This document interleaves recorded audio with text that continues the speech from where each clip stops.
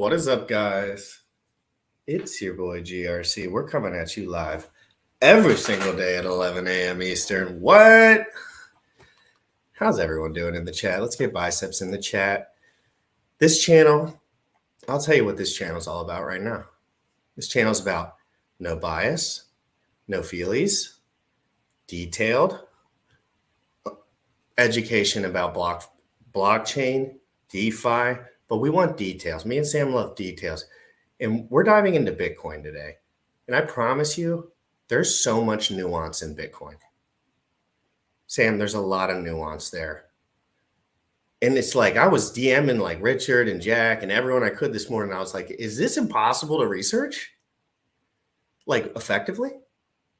Because yeah, you can go to Glassnode and all that stuff, but we all know that Wrap BTC, we all know about the GBTC.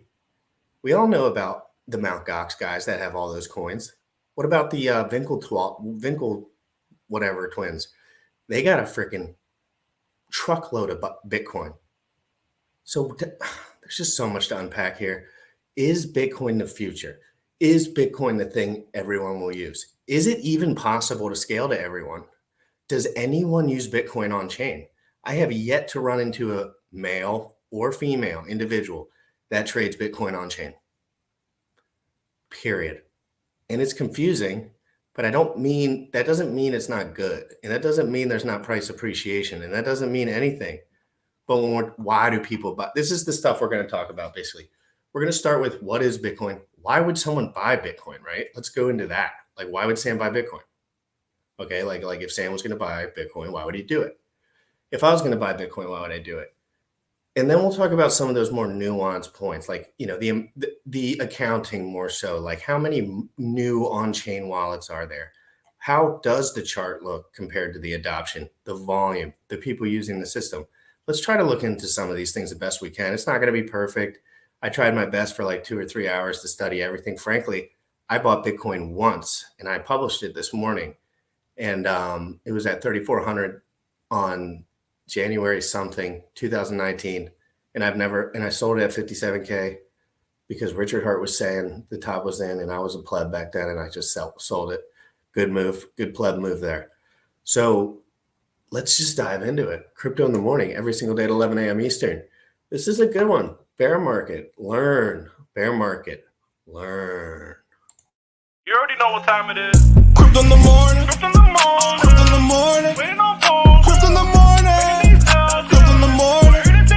Crypto in the morning. Crypto in the morning. Crypto in the morning. Waiting on phone. Crypto in the morning. Crypto in the morning. Smoking no blunt on my way to the gym. 11 a.m. I'm already tuned in. Got me some hacks and I'm making a stake. Got me some heads on, I'm making it rain. Pay me some maxi and that's just in case. GymRatCrypto sent me to show you the way. DeFi Pro. Crypto in the morning. Crypto in the morning. Crypto in the morning. Waiting on phone. Crypto in the morning. Crypto in the morning. Crypto in the morning. Crypto in the morning. Crypto in the morning. Waiting on phone. Crypto in the morning. Crypto in the morning.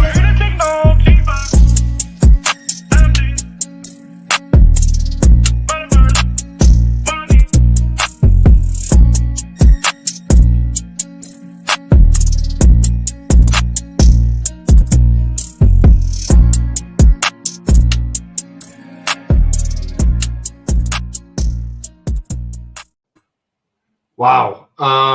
What I think that Bitcoin actually is very bullish. And I know that this is maybe the good cop, bad cop episode, right? Are we going good cop, bad cop?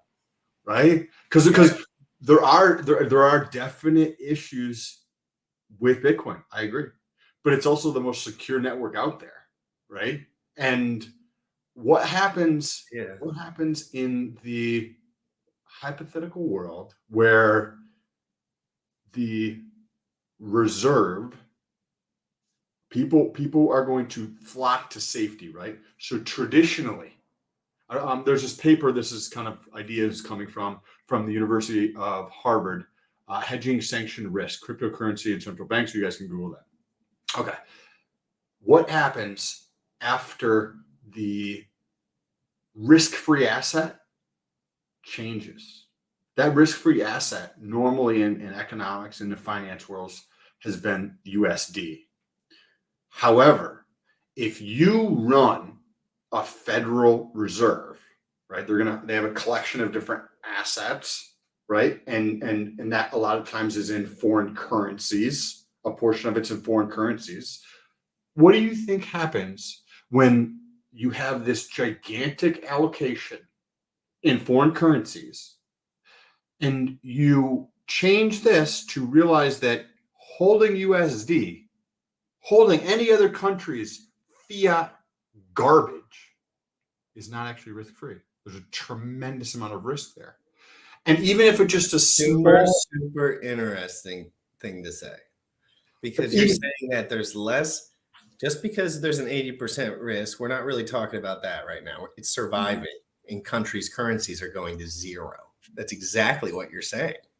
You're saying that a country's currency is less, and it's true, and we all kind of know it, but you need to say it aloud sometimes. Like, you just have to, because let's be real. I'm not listening to a person I hear on the internet anymore, other than guys that are just ridiculously successful. Like, just way swing. I don't even care if I have to wait a week. I'm not asking anyone. I don't have to anymore. People are willing to answer me now a little bit. So it's amazing to have the insight, but there's only few. If you really dive deep, Sam, I only got a couple guys I can ask.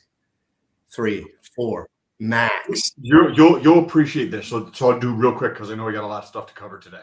Yeah, you're good, man. So this is just Wikipedia, right? This is global assets under management, right? So this is all of the estimates for wealth around the world, right? And check this out, right?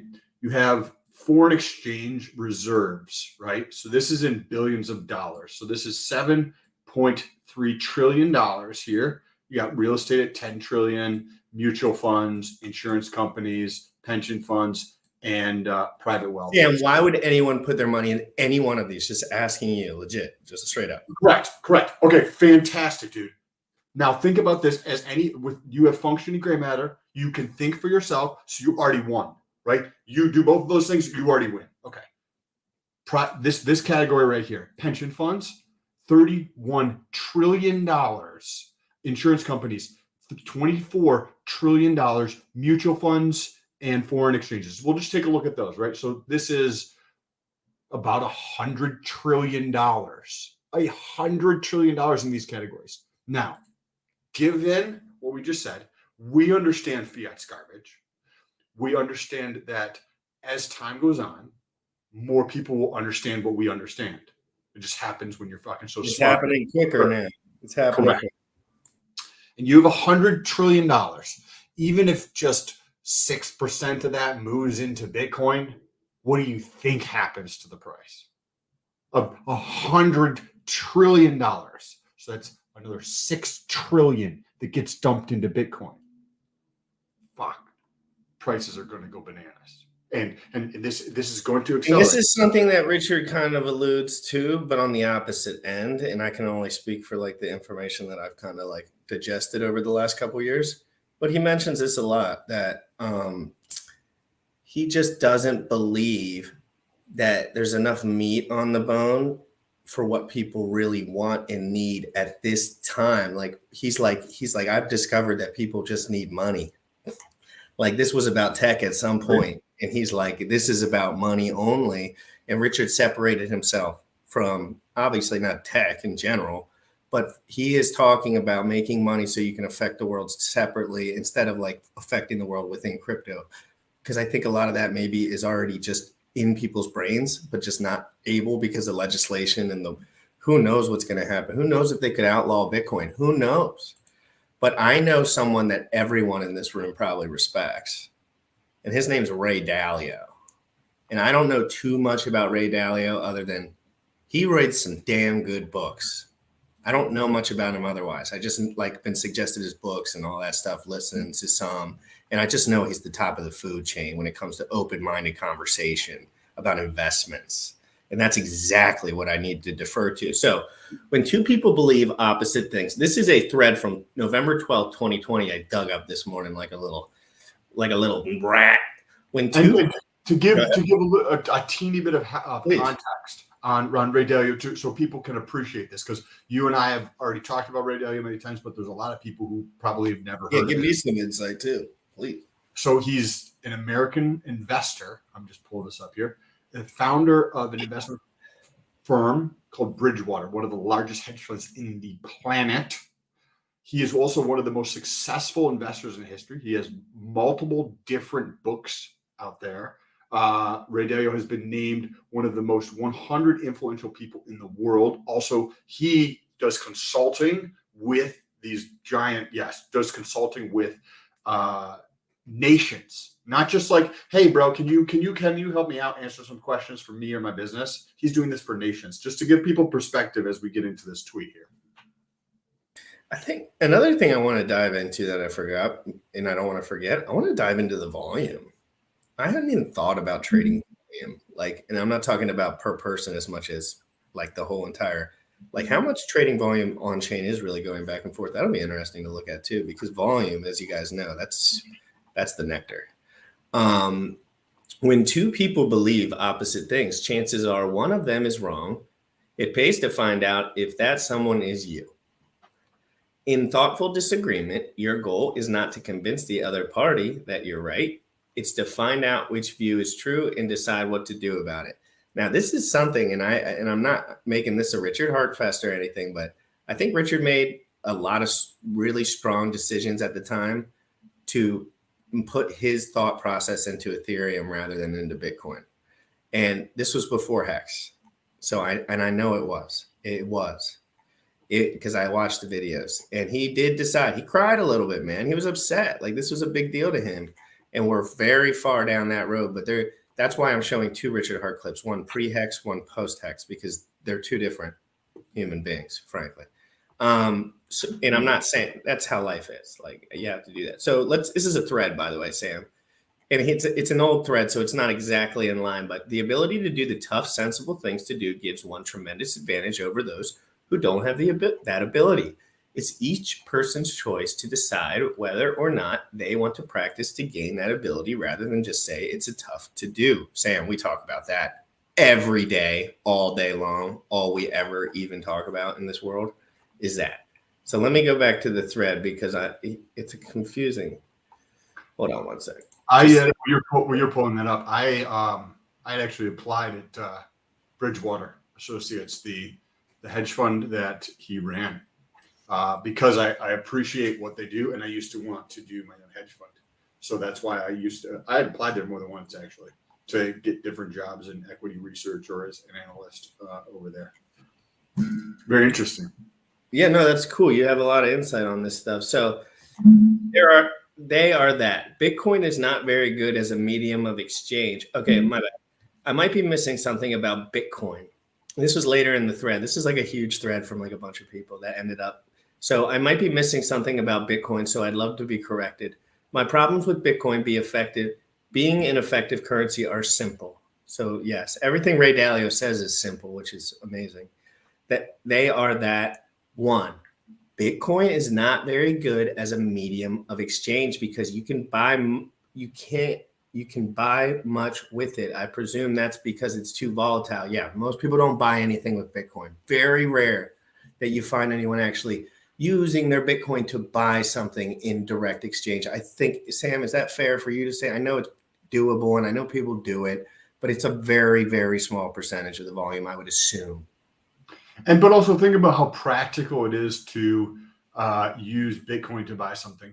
If just you look at just the state of Florida or just the city of Tampa and the surrounding area, the number of financial transactions that take place in a day in this tiny little city across just one nation on a planet of 8 billion people, it would destroy the Bitcoin network. There's no way they could handle the load of as a currency. Now that could change, right? There could be. But that's what the Bitcoiners want. And that's what they think is happening. But the really smart guys are here to say that is way far away. And there's no one working on it, really. If you look at it, it's just a store of value. It's just a digital gold is really what it is. Like it really much is. But we'll keep going. It's not very good as a store. hold of wealth because its volatility is great and has little correlation with the prices of what I need to buy. So owning it doesn't protect my buying power. So what would a guy like Ray Dalio buy, Sam? When you Asking, think of, I have no idea. from my understanding of what he's saying here is, right, what is a store of value? Store of value is going to be something that if the stock market is down by 40%, this other thing is held up in value, right? So if I wanted to sell stock to buy, groceries and pay my bills, I have this other thing that's held up in value. So I don't have to sell the stock. I could sell this other thing that is held up during this time. And Bitcoin doesn't do that, right? Crypto doesn't do that. It's correlated, right, with the rest of the financial markets, as it's always been, right? So as the way he's kind of saying, Sam, like it just doesn't, like people will hold it in general and it won't directly correlate to the time that they need money due to the market change. Yeah, I wanted to buy a house. I bought my house 2-3 years ago or whatever now. Shit has gone absolutely bonkers, stupid. It's disgusting, really. I feel like that's like stealing, like for the people that have lots of real estate. And it didn't have any correlation. I sold my Bitcoin, like, I think it was like months after that at the top. Think about, what did you just say? What is the sentence you just say? It's almost like stealing for people who have a lot of real estate. Yeah. That's literally what it's like for us in crypto. If you're watching this, it's literally like taking candy from a baby if you have any tiny bit of patience. Well, yeah, it's a mindset about business. Like if your mindset is very like artsy fartsy, like oof, it's a tough spot for that. And I'm a little bit more on the like not a huge. I like to make my dream. I don't know. Everyone just has different thoughts about everything. And I need to be sharper about that. And it's not that I don't have money. It's that sometimes I don't value it the way I should and use it the way I should. Sometimes I like to give it away and do shit with it. But maybe as 28, I'm making the wrong decision. Maybe I'm making the right decision. Who knows? But I think working hard every day really kind of squares things out for you. So let's keep going here. And 3, if it becomes successful enough to compete and be threatening enough to currencies that governments control, that government will outlaw it and make it too dangerous to use. Sam, I bring up the Winklevoss twins in this because there's a lot of people that don't like the Winkletossers. I can't remember their name, but it doesn't matter. And they own a buttload of Bitcoin. And the GBTC guys own a buttload of Bitcoin. And a lot of these guys, and Satoshi owns 10% of the Bitcoin, which is similar to like 90% of Hex, literally. It is similar to a degree. It's the same impact via like what can happen. So that's important to note. 40% of the Bitcoin is in 2,000 wallets. What are those 2,000 people doing? Thinking about me? Thinking about you? Thinking about the future of decentralized finance? I don't think so. I do not think so. I think they're perma-dumping forever when it's necessary. And I think that it's going to cause great volatility. And it's like, how long until things are stable? Maybe it's when Bitcoin gets stable. Or maybe it's when Ethereum gets stable. But I don't like thinking about the Winkletoises. And I don't know them, by the way. I'm just saying them because I heard that. I know that they're Harvard guys and they're like big shot guys and like the movie and stuff. Yeah. Well, what do you think about this, right? And you can think back to Kevin O'Leary, right? As you increase the amount of financial assets that you own and your day-to-day living expenses are trivial relative to the amount of money you acquire per year, and then also relative to the amount of assets you have, it's very insignificant, the living expenses on a daily basis. And as you go through and do this, the amount of things that you want to sell, right, might decrease, right? Because you have so much income coming in, so you don't necessarily need to sell things. And then I like to think of people who are into certain things like that. Their time frame is easier to expand, right? If I need money right away, right? Like a lot of people in hacks, right? So that's why locking their shit up is an intelligent thing for them. Well, it's the demographic, is what you're saying.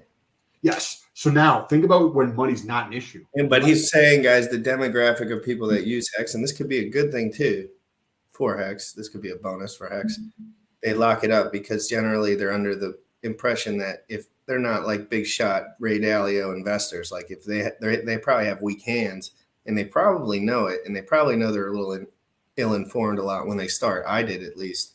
And that's how I got into cryptocurrency. So I think that's interesting to note as well. Because like you're like, okay, if you're in that boat, right? If you understand where things are at crypto, that like this is going to change the world. I'm reading the book on the Winklevoss right now, right? Them getting into BTC. Are they good guys? What's that? Are they decent guys over there, the Winklevosses? Yeah. Yes. I have no idea about them. I just said it derogatory because it's like the news shit. I just thought it was a joke because of the Zuckerberg, and I make those jokes all the time. Zuckerberg is like the one who's the bozo. They're fighters, though, right? They don't like each other. They don't like the Facebook because the guy Zuckerberg. Oh, now I remember. That was a good movie. If anyone watched that movie back in the day, the Social Network, I don't know if it was accurate about everything, but I remember it being pretty entertaining. But yeah, no, we all know Zuckerberg is kingpin scum, and it's not that they start and are born kingpin scum. Is that they get formed and morphed because they have no emotional.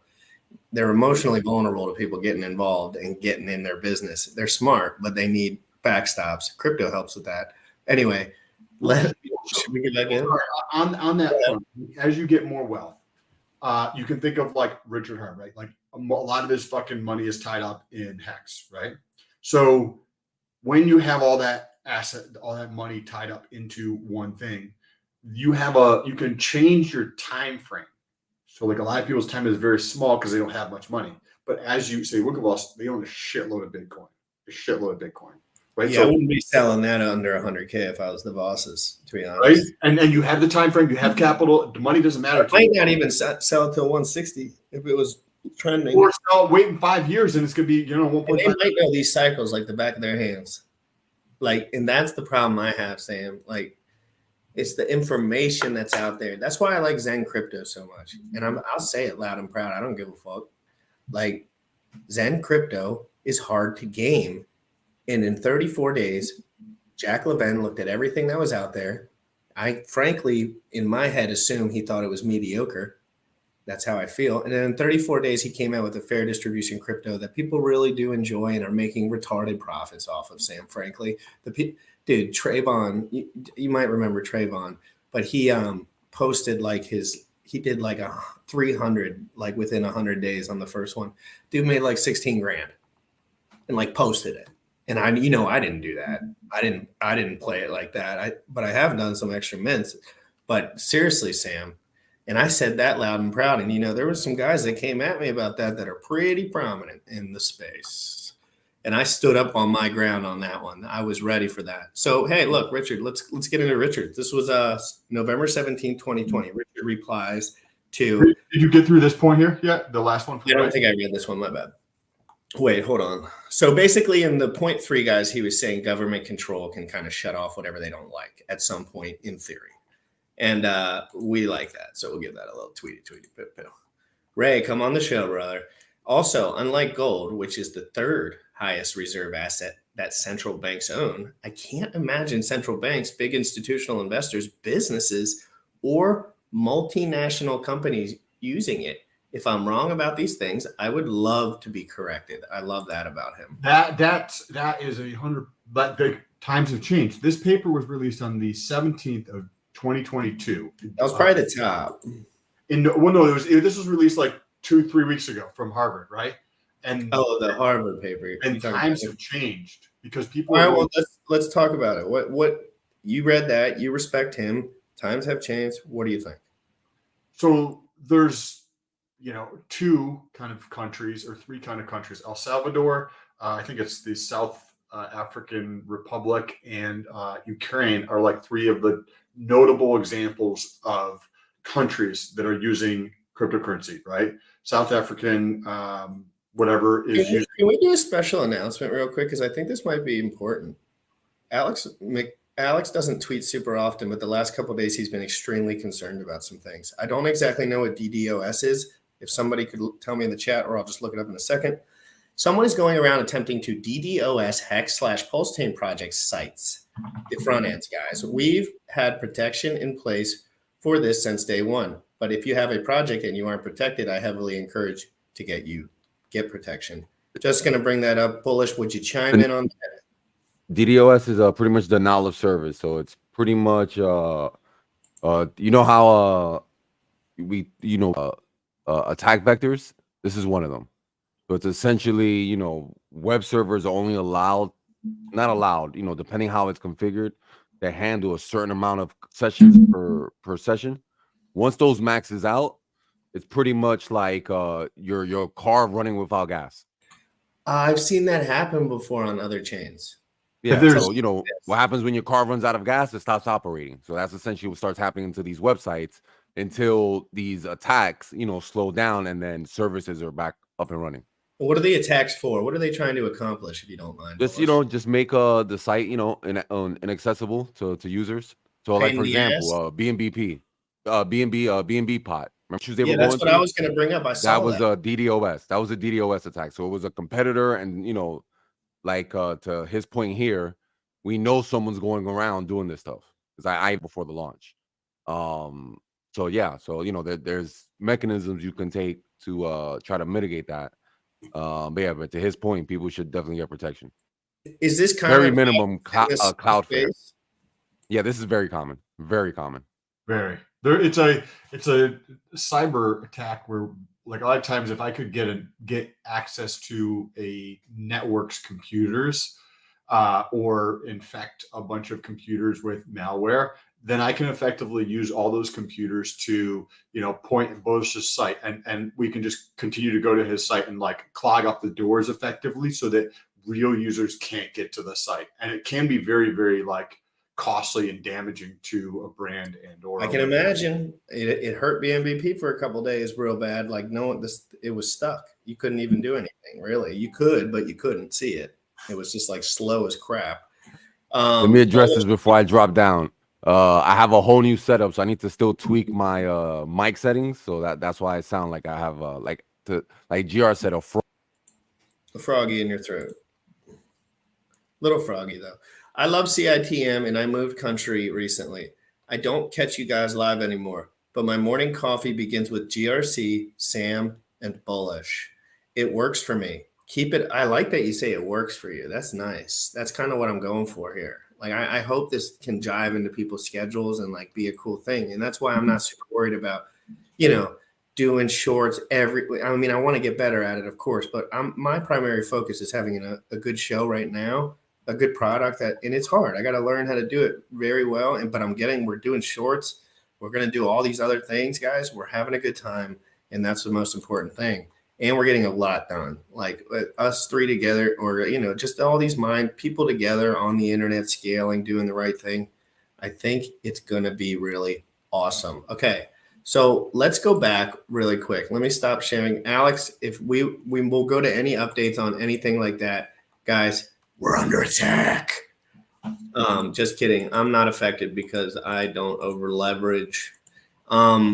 Let's get back into Ray Dalio real quick, and then we'll go into some clips, and maybe we'll run till 12:15 if Sam can. I got to go to a wedding tonight, so my heart rate is like really a little wild today. So just bear with me. I'm a nervous wreck when I'm not working. There's a party that I was invited to, and I was like, oh yeah, maybe I'll go, and I just couldn't find it. My best friend, like, grew up next to her, like, family, everything, like, the whole 9 yards. It's one of those where your mom texts you and she's like, you ain't go, like, everyone, like, you want to be there for people that when you're little, if you can, and it's like 20 minutes away, like 50 Uber drive away, no issue.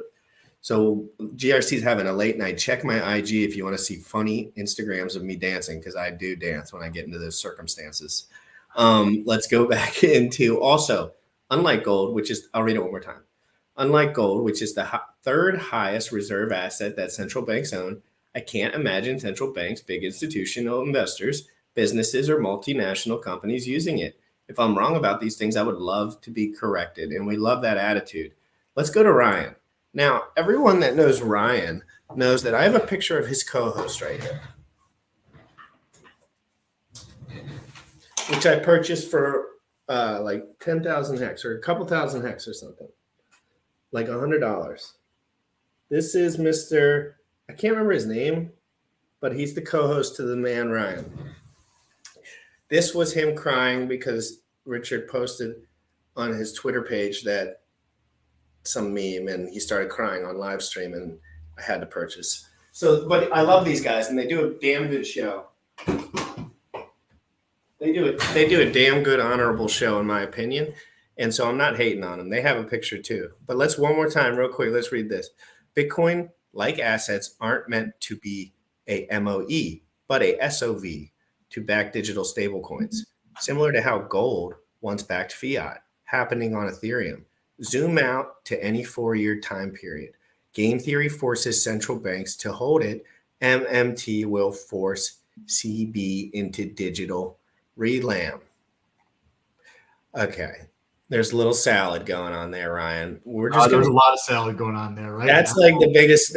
I haven't eaten a salad that big since I was doing. I was down to 1,200 calories a day. Okay, so my God, Ryan. MOE on the SOV in the NMT thing. He's like, let me make sure no one understands this, including Ray Dalio. It's like, I want to fucking sound like I'm special by talking in a way where nobody understands what I'm talking about. But I bet Richard made it pretty clear. Damn it. This is the oldest thread, so it's like hard to read through. Yeah. But give me one. All right. Correct. However, stablecoins are such a good fix for that Facebook is trying to get in the game and had congressional hearing in it. Oh, yeah. So lots of Bitcoin not liking going on here. Let's just, we respect Ray Dalio. And I am, this is a point that Richard has made his whole like spiel on. So I'm going to give Richard the floor for 4 minutes and 17 seconds. And I want you to tell me what you feel about this video. This is the post hex. This was a very recent video. I actually talked to Richard. I think this was at PulseCon. So like an hour after this, I actually talked to Richard I was at PulseCon. Very interesting. And I said, thank you for educating everyone about the stuff that guys like me don't have the opportunity to sometimes get our hands on. Especially if we made bad decisions as a youngster, because it's hard to get your hands on it if you're like stuck in the mud sometimes. So this is called Richard Hart on the problems with Bitcoin. And up here in the top left, that's T Money Rugger. Now, if anyone remembers T Money Rugger, he did PulseCon and he's fun to make, talk, jokes, memes. Okay, so let's go. There's a couple of questions here. Against Bitcoin. Measure this stuff. It's very Against Bitcoin, Bitcoiners. What is your perspective about Bitcoin and why? well. You just measure this stuff. It's very easy.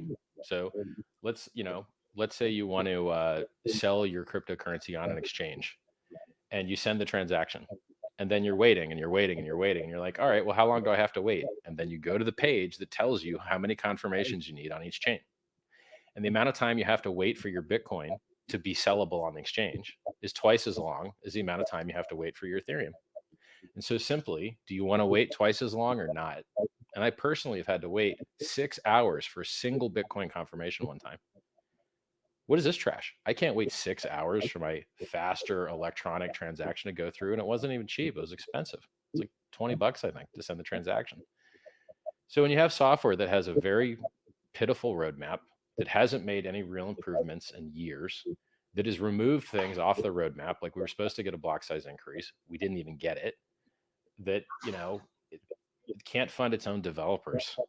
You see developers leaving left and right, has had critical inflation bugs where anyone could have minted as many free Bitcoin as they wanted twice. And they did once in 2010, they had to roll the chain back. And then a Bitcoin Cash developer caught another one a couple years ago and responsibly just closed it instead of using it. That's all garbage. It's slow. It has no roadmap. It has had critical failures. It has a long list of critical vulnerabilities. The code is spaghetti code. It has no audit. It has no modularity. It has no written spec. It takes 9 months to on-ramp a new Bitcoin developer because it is such spaghetti code. If you don't have 9 months of training at Chain Code Labs, you're going to blow up your first commit. It's not going to work right.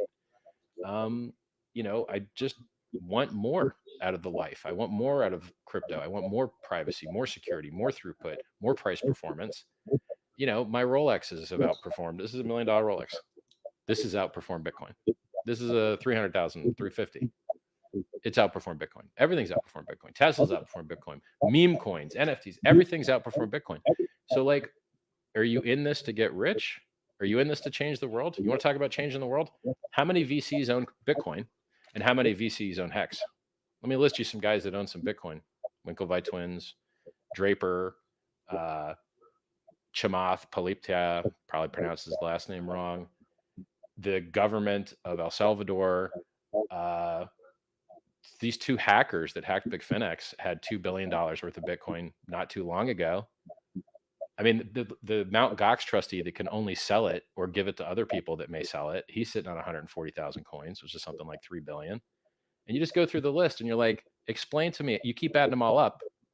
And you're like, yeah, like 10 or 15, and then Satoshi's holding 10%. And you're like 10 or 15 or 20% of this network is people that I'm not sure you think that they're the entrenched rich people class. So if you think you're like affecting political change in Bitcoin, you're not. Like, and if you think you're going to 1,000x your money in Bitcoin, you're not. But you can, and you know, in other things. So pulsechain.com, pulsex.com, hex.com. We're really out here giving people an opportunity to participate in superior networks for free. You know, when I got into Bitcoin, I got in for free. Now you can't get in. Can't get into Bitcoin for free anymore. You got to give your money to evil middlemen that aren't in the United States to hope that they send you your mining equipment on time so that you can start paying electricity bills. It's just gross. But if you want to mine Hex or mine Pulsechain or you know, stake your Pulse X, you don't have to deal with any weird foreign company and hope that they send you your mining equipment and hope that the government doesn't outlaw it, which by the way, a couple of weeks ago, the EU was just going to ban proof of work. They was going to ban it. And it was close vote. So, you know, now I spoke out against that because I think it's disgusting, but you know, that's not my financial interest. My financial interest would be, yeah, look, Pulsechain solves this. So nice guy I am to do the honest thing. Sam, I would love your take on it. Give me something. I think that there's development happening on Bitcoin. I think that the security, right? What is something that Richard Hart talks about? Security. He talks about security and how important that is to him personally. What is more secure, Ethereum or Bitcoin? That means everything that's built on Ethereum. Bitcoin's far more secure, right? So as that perception continues to grow, that Bitcoin is actually more secure, and think of this relative to not just other cryptos, but also what's more secure, US dollars or Bitcoin? And this might take 24 months to play out, right? This might take 48 months to play out, but the perception is going to change. We already know that these fiat currencies are going down. They're trash. It's been going down for 100 years. So I think that there's development happening over there that a lot of people don't realize. It's probably a lot smaller. I agree with that 100%. I think that the amount of development relative to what's happening on Ethereum is a lot smaller. But I think that's, you know, how Ethereum uses. But it's like the proper development. Like I got to figure all that shit out. I got to Well, figure out this. You know, Ethereum uses like the other chains that play off of them for their development, right? So like whether Arbitrum or Optimism or all these other chains that develop stuff, and then they see if it fucks them up, right? And they see if it works, and then Ethereum uses that for their own development after they realize it's been tested in the real world and things along those lines, right? Well, what if the same thing is playing out with Bitcoin, where because it's the most secure, they don't want some of this other shit that all these other people are doing because it. Well, yeah, they don't want it. They don't want it. Of course, they don't want it. Right? Because it's more risky. They want it gone, and it makes it more risky for them to work on their stuff, probably too. But dude, I'm under the impression that innovation, like I'm going to say this, and this is actually how I feel, but I'm not a freaking genius, guys. I am not the crypto god when it comes to Bitcoin at all. Jesus, Lord, please don't think of that. I am a pretty critical thinker, and I'm open-minded. But Bitcoin's something that, frankly, I've only bought once, and I sold once. And so I just haven't really, but of course I've been here. I've watched the documentaries. I've read the white papers, I've done all that stuff. And it all comes down to first principles. The principles. Why does it come down to that? It comes down to that because that is the only thing that can keep something sustainable. So I think it'll be good for us to do a episode on the first principles and why I think that if those principles are not met into a cryptocurrency, they cannot scale and they will not work long term. And I think there's some things on my radar that Bitcoin just did not deal with when it comes to long-term scaling that bothers my brain. Let me ask you. But I don't care about it because I think it could go to 160K like it's nothing. Like it's nothing. If you have a friend, right, in your real life who wants to start getting into crypto, but they have a job, they have family, and they want to start investing. I don't know about you, but what are some of the top, like, they're not going to dive in and do the research. They're going to listen to what you have to say, and they're going to probably just tell them to buy ETH. Right? Exactly. I would say Bitcoin or Ethereum. Oh, I just tell them to buy ETH, but I mean Zen mints are fair game. Correct, but this person isn't even going to go to that stuff. They're going to go to Coinbase. They're going to buy whatever Coinbase has to offer, and that's it. Right? No, and they can put it in cold storage. But if it was my father or like one of my close friends or something like that, they would just listen to me at this point, and they would just do whatever I said. So I think they would take Ethereum and they would put it into a wallet, write down their seed phrases, and hopefully get a Trezor. But even if they don't, just hopefully not interact with that computer. So now, what do you think happens when there's people who understand that Ethereum is more risky than Bitcoin, and they're talking to friends? And your pension funds, your insurance companies, your mutual funds, all this stuff, they're not going to necessarily have the risk appetite to put money anywhere else besides Bitcoin, right? Because in the next 2 years or 3 years, no, they won't do anything but that. Right. And then I'm not just like this. So yeah, on that time scale, I like to think about my little children, like what do they F with, but that's not really important. That's more just like me, like hypothesizing in my head.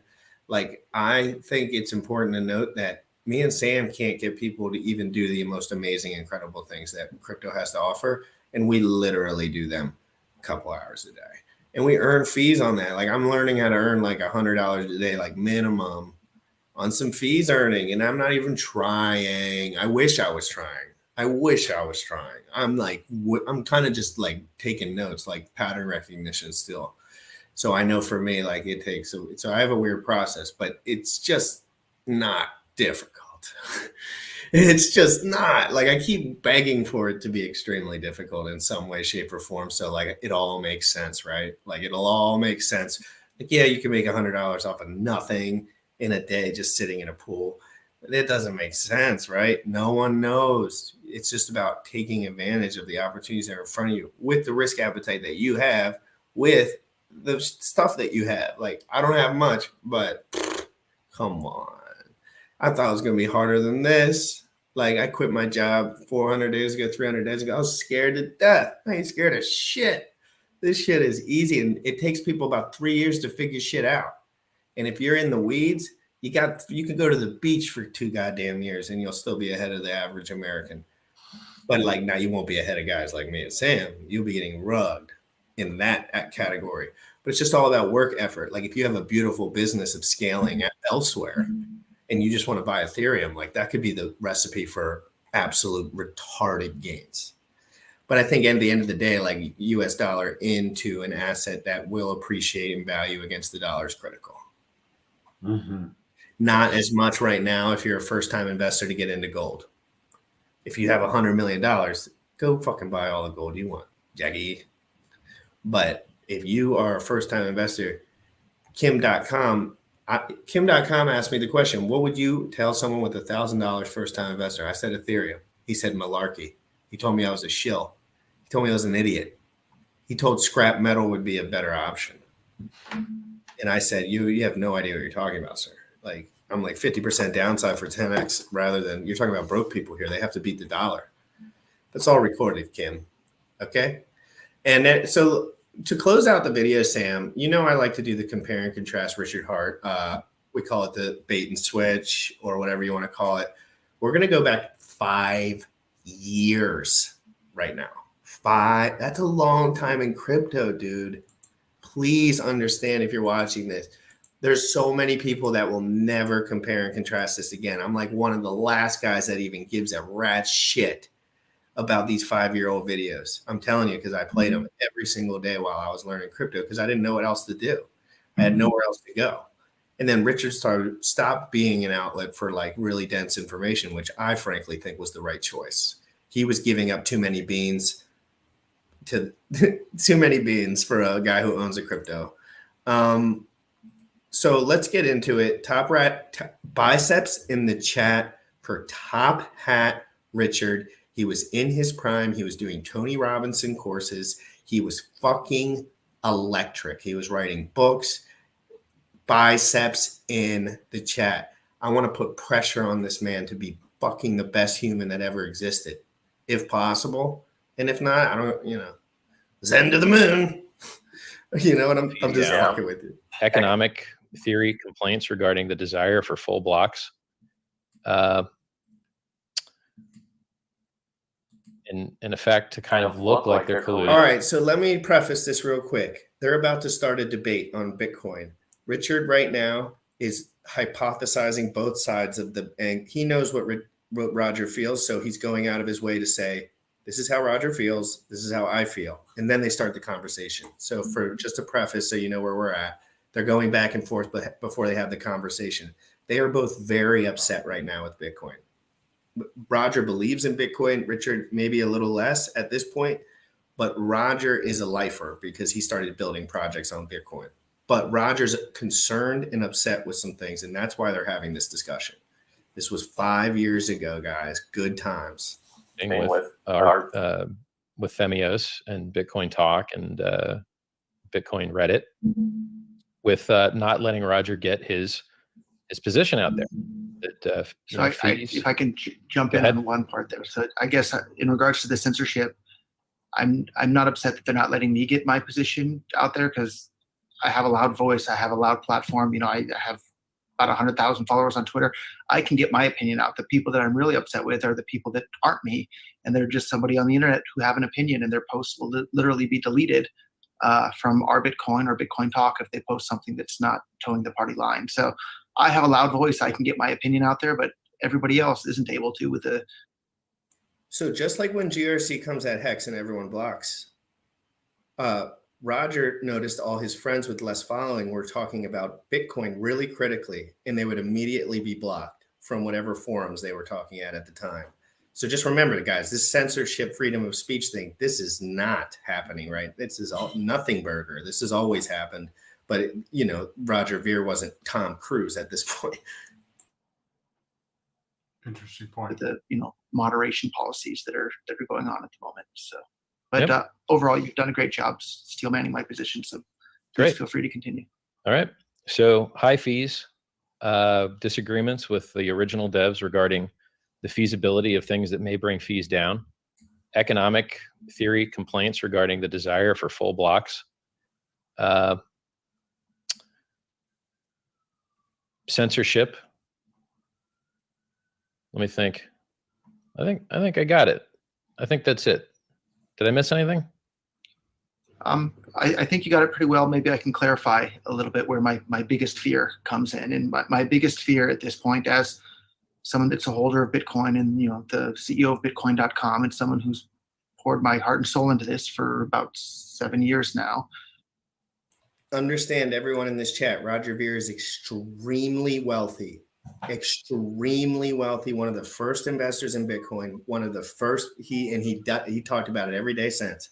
So, and now he's telling you, he put also all his financial and business interests in the same avenue. Very important to understand before you get into a conversation.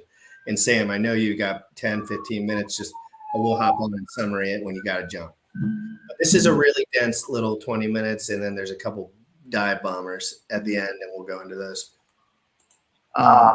Is that we had the formula that brought Bitcoin from 0 to 1, from absolutely nothing to this amazing ecosystem that it is today. And that formula within the last year has intentionally been changed. And that formula was letting the blocks get as big as they need to be and keeping the fees low, and the transactions, all of them would be confirmed in the very next block. And that brought Bitcoin from nothing to, 10 plus million users. And now we have a group of people that are actively trying to change that code for success that we know for sure works, because we have, the entire history of Bitcoin to prove that it works. And maybe their new plan of full blocks and high fee and the fee market and all that, maybe it will work. And in their theories, they think it will work, but we don't have any real world data to back that up. Whereas with the previous roadmap, we have years and years and years of empirical evidence showing that it does work, and it worked amazingly well. And so I'm terrified changing away from something that we know works and works incredibly well in favor of something that might work, but then again, it might not. And there's, billions and billions of dollars on the line. So that's what really scares me, is the veering away from something that we have lots and lots of empirical evidence for that works and works incredibly well, to something that might work or might not work. And in theory, I think it's less likely to work, to be honest. But even if I give them the benefit of the doubt that the theory works, we don't have the empirical evidence to back that up at all. And I would much rather go with the system that has the empirical evidence and, 9-year-long track record now of success, than with something that doesn't have, if anything, it has a negative. And they're talking about Ethereum here, Sam, and we all know what Ethereum is today.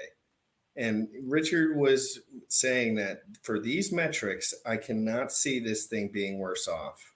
And this was before that Richard made the big jump. This was like, I think he was still hypothesizing for the most part, but probably getting involved. But he was saying, like, man, this guy, they came out with this stuff and it's working, and they got a full team, and they got Charles Hoskinson, and they got Gavin, whatever, and they got, Vitalik, they got all these guys. Richard was probably really in the mud with all that at the moment. And of course, Roger's making the right choice here as the rich, ginormously rich person that he is. Why would he go with something with less risk? Man, a 1% play on that, which he probably did, let's be frank, would probably put him right where he needs to be. He's not a dumb butt, but he is a maxi. Look at his shirt, it's so cute.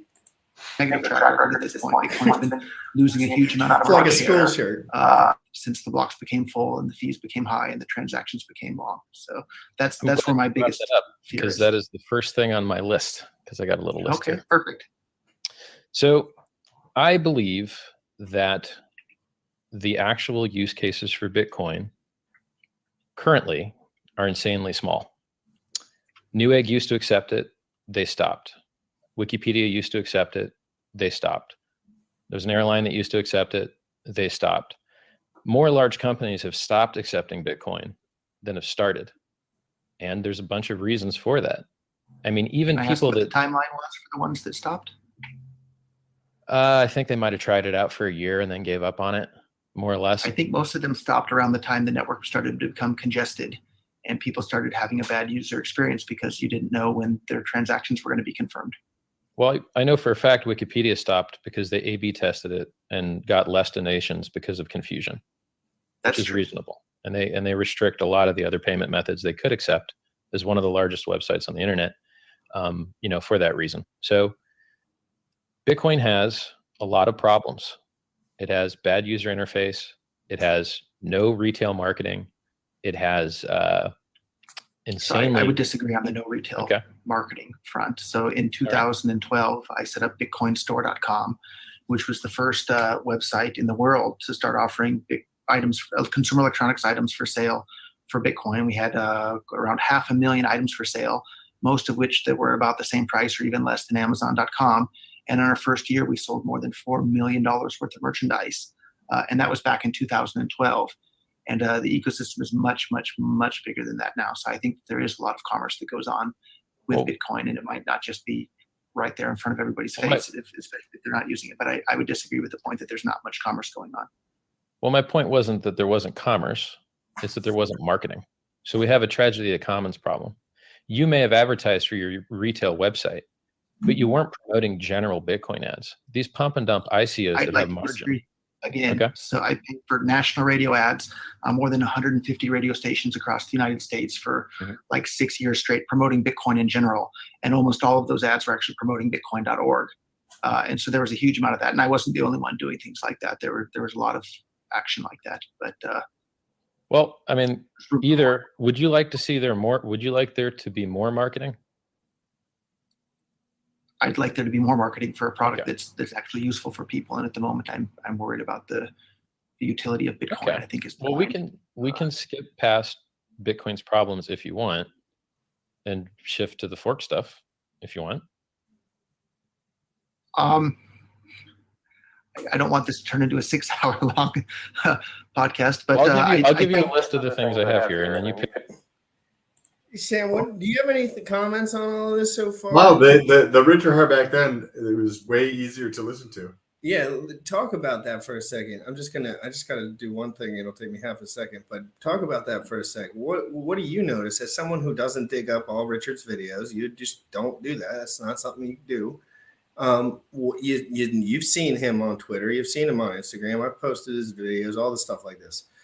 What do you see the difference? And then talk a little bit about the conversation and what you think about the actual conversation. Roger Ver guy is very interesting. That I've heard the name Roger Ver, but I have no context to what he looks like, who he is, what he stands for, or anything that he's done. So learning some of those things is kind of interesting. But one of the big things that you take away is that the way the demeanor is for Richard Hart and actually how he's presenting, whatever it is that he's choosing to talk about or bring to the conversation is in a far less adversarial or derogatory type of manner. And it's way easier to listen to than the content that he puts out today, or he's not putting out a lot of content right now. I find that way easier. I know that potentially being more derogatory, more condescending, and more, outlandish probably gets more views, right? It gets more attention, but it's not necessarily as easy to listen to for certain people. Like me, I don't care to listen to that kind of content very often, versus something like this and actually having a conversation around a topic. And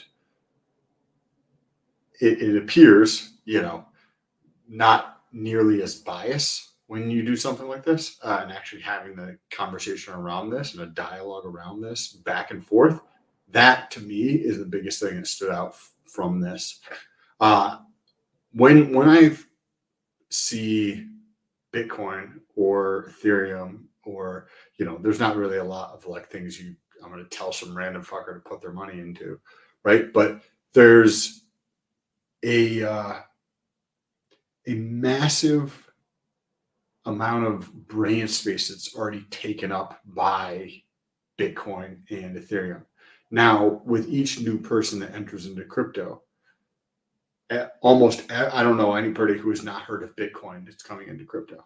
I don't know one person, right? And just because it's in the ethos of their brain, in their mind, that holds value. The idea is valuable of Bitcoin. And think of an example. If you and I both believe in, or you believe in ghosts and I don't believe in ghosts, and we both go on a haunted hayride that is extremely scary, right?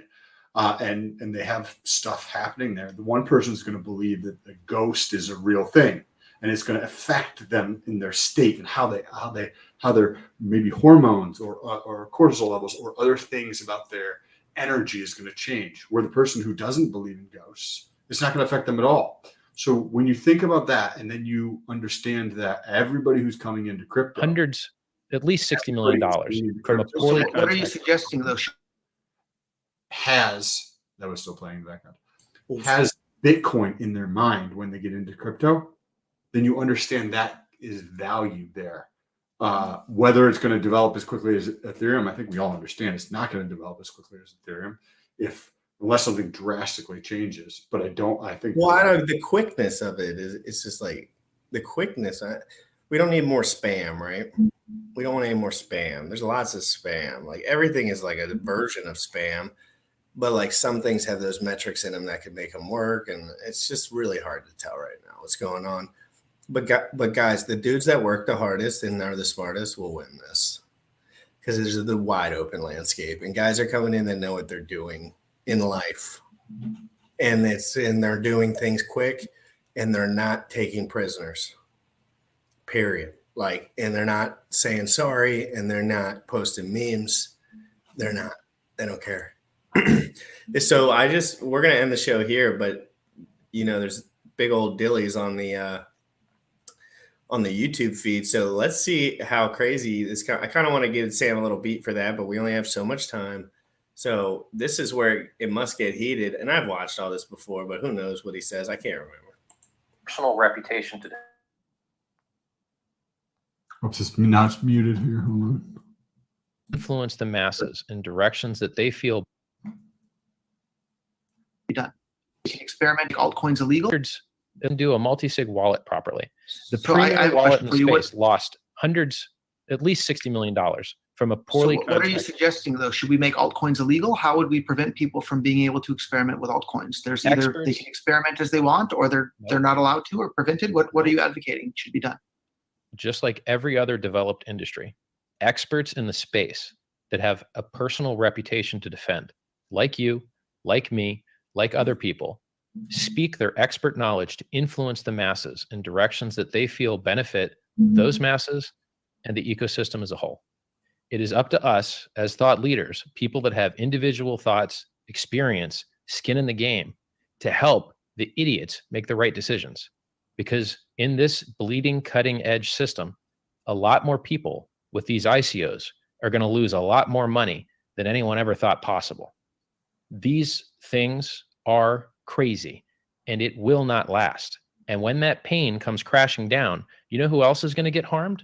The good ecosystem of Bitcoin people that didn't do that pump and dump crap. We're going to pay the price in regulation. We're going to pay the price in bad press because we didn't do a good enough job helping those people not get robbed. And by the way, the people doing the robbing, they're not even going to end up that well out of it. Some of them will end up in jail. Some of them will end up with more money than they know what to do with. It'll be like winning the lottery for these guys. And if you've ever looked into lottery winners, it never works out well for them. Squander the funds, sure. So it's bad for the investors.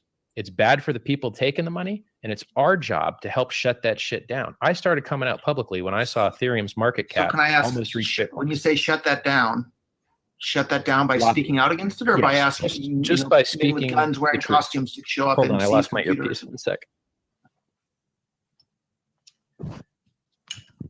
The price we pay for beauty. Wireless is convenient. Maybe you can't hear me yet, but All right, I can hear you. so I was saying when you say it should be shut down. Well, you're What do you mean by advertising that? for Bitcoin Cash now, and I'm advertising against it. And this is that I am doing what I I believe guess I is didn't make the moral. question clear enough. When you say shut it down, does that mean we should send men with guns and wearing No. costumes? Or No, this is shut it more- down this by is- just speaking no. out against it? No, this is more of the, hey guys, you really shouldn't do that, and don't come crying to me when it goes wrong. And when it does go wrong, I'm going to say I told you so.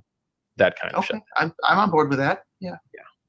So, I mean, we can have a microcosm of that experience now with Bitcoin Cash if you want, because I hate it a lot. And I can go through all the reasons why I hate it. Then you can tell me if you Are there agree any- with any of them. Are there any altcoins that you don't hate? Are there any that are interesting to you? Oh, sure. You know, Zcash is interesting. There's a fork of it that takes out the founder's reward, which is called Z Classic. That might be interesting. Implementing ZK Starks in Ethereum might be interesting, but the attack surface is too large. I'm pretty sure ZK Snarks are going to come in Bitcoin, and I'm glad to hear you support that. That's amazing. Fungibility is super important, as you said. I love onion routing and the Lightning Network. I love drive chains, side chains. You get all the experimenting, all of the changes, all of the craziness, but you tie all the liquidity back to Bitcoin, and there's less attack surface area. I love all that stuff. I think Monero has apparently some use cases, but you know, if it hasn't pumped by now, it probably never is going to pump. So I wouldn't be happy to dive right in. You know, I like the non-blockchain technology. Like I like Byteball a lot better than I like Internet of Things. I'm curious to see whether the distributed acrylic graph can replace these blocks, which do get full and only scale linearly. But Do you have any more tips for me as far as the coins that did airdrops that I can claim Sure. with Yeah. Bitcoins? I took notes. Byteball, Lumens. What Yep. else do we have? So Byteball drops once a month. You need to get in soon though, because they don't drop forever. Like they're running out of ones to drop, and then they just basically took a snapshot of the Bitcoin economy and they said, whatever percentage you own of the Bitcoins of the world, we're going to give you the same percentage here. And we're going to do it every month. And then when they're running out distributing them, that's it. So you're going to probably get, 1 or 2% free money off the byte balls. And then the lumens, I think you get like maybe 0.5% free money. I haven't really looked into it yet, but the deadline's in 2 days. So definitely do it. And there's a new crappy one that came out called like Bitcore, but seems pumpy dumpy, doesn't seem legit.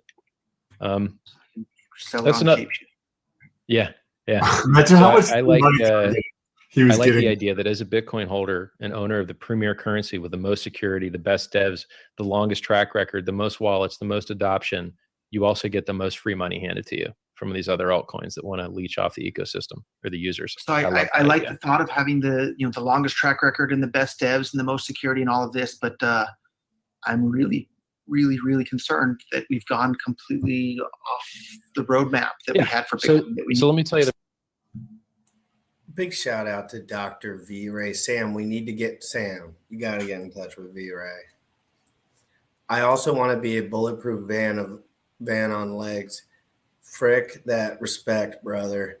Thanks for all the good vibes and honest intentions, educational videos and resources. Big GRC, Dr. V-Ray. Sorry, I'm not getting back to you. Frankly, I'm not getting back to anyone because I've just been like out of the loop. Lots of stuff going on. Thank you so much for the support. All the super chats today meant a lot. I want to end it with something. What do you, Sam? You got any words on that? No, hey, thank you for the support, Doctor. Hey, touch base on Instagram. Probably easier to get through than. Real quick, Sam, just to spice it up and get the clickbaits. Let's listen to this quick, short minute. Just came out. Someone said that on your chat. It's gonna spread. So, would you say is Zen an attack? It's an attack. It's an seriously.